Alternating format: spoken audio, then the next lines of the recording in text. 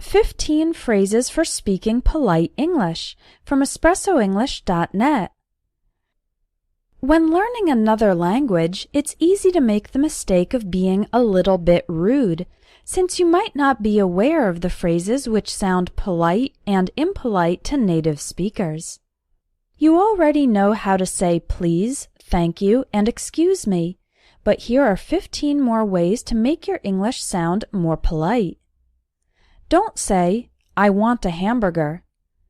Say, I'd like a hamburger, or I'll have a hamburger, please. I want sounds like a demand, as if you are commanding the other person to fulfill your desires. I'd like is a more polite and diplomatic phrase. When ordering food and drinks, we often use I'll have a hamburger, please. Don't say, send me the report. Say, could you send me the report? To maintain good relationships with coworkers, it's best not to use imperatives. That's starting a sentence directly with a verb like reply to my email, go to the bank, finish this project. Instead, make requests with questions, starting with could you and could you please? This is more polite.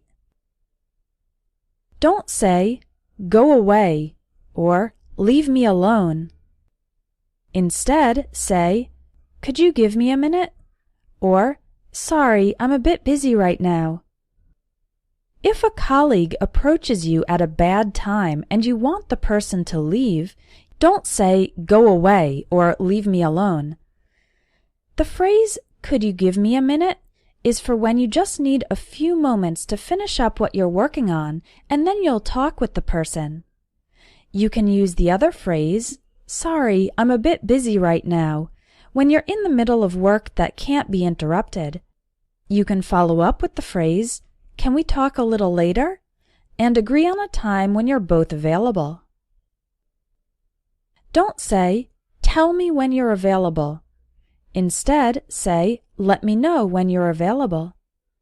Let me know is a nicer and more indirect way to say, tell me. It's a casual way to ask for some information.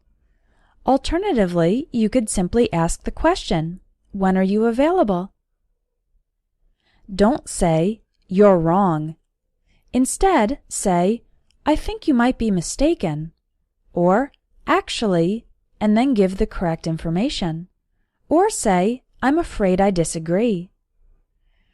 When pointing out someone's mistake, it's best to use a more indirect phrase, because you're wrong is very direct and the other person might feel bad or get defensive. I think you might be mistaken is a more humble phrase, allowing for the possibility that you might be wrong about the other person's error too.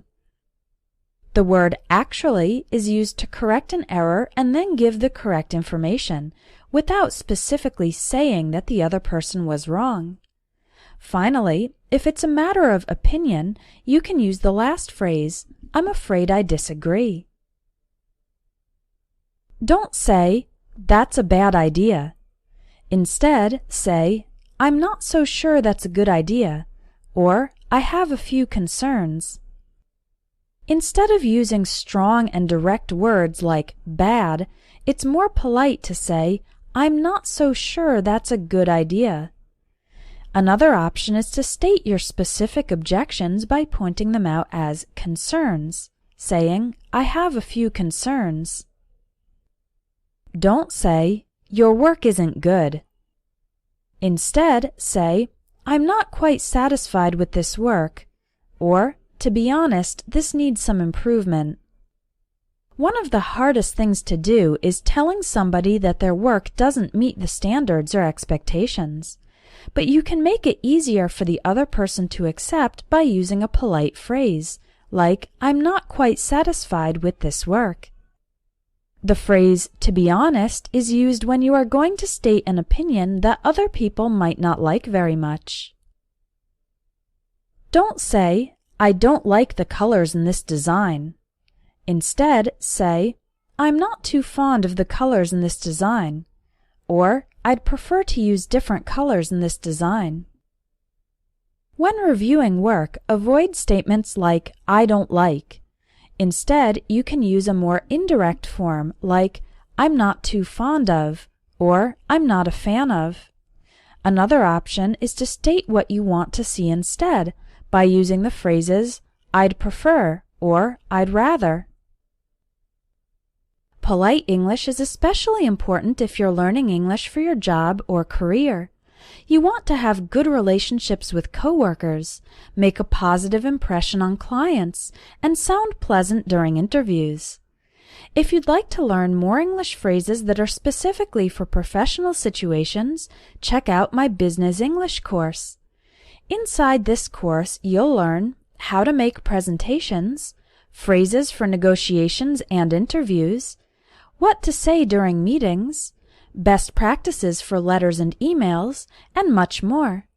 When you know the phrases that are typically used at work, you can speak English with more confidence on the job.